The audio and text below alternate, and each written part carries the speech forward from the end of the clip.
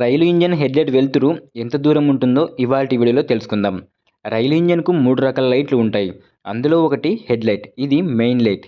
ఇది దారి చూడడానికి ఉపయోగపడుతుంది. మిగిలిన 2 లైట్లలో ఒకటి వైట్ కలర్ అలాగే రెడ్ కలర్ ఉంటాయి.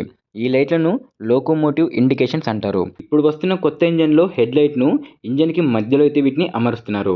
హెడ్లైట్ 24 వోల్ట్ల డీసీ కరెంటుతో పనిచేస్తుంది. ఇది దాదాపుగా 350 నుంచి 400 మీటర్ల వరకైతే ఇది వెలుతురు వెళ్తుంది. ఈ హెడ్లైట్లో ప్రస్తుతం 2 బల్బులను అయితే వాడుతున్నారు. రాత్రి సమయంలో రైలు వెళ్లే దారిలో ఒక బల్బు ఫెయిల్ అయినా మరొక బల్బు సహాయంతో దారి చూడొచ్చు.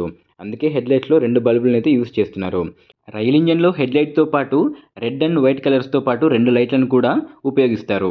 ఇంజన్ను షంటింగ్ కోసం రివర్స్లో నడపాల్సి వచ్చినప్పుడు ఆ సమయంలో రెడ్ లైట్ను లోకో పైలట్ ఉపయోగిస్తాడు. అలాగే దీంతో రైలు ఇంజన్ షంటింగ్ కోసం ఆపోజిట్ డైరెక్షన్లో వెళ్తున్నట్టు రైల్వే సిబ్బందికి అర్థమవుతుంది. అలాగే ఇంజన్ షంటింగ్ కోసం ముందు వెళ్తున్నప్పుడైతే వైట్ లైట్ని అయితే ఉపయోగిస్తారు.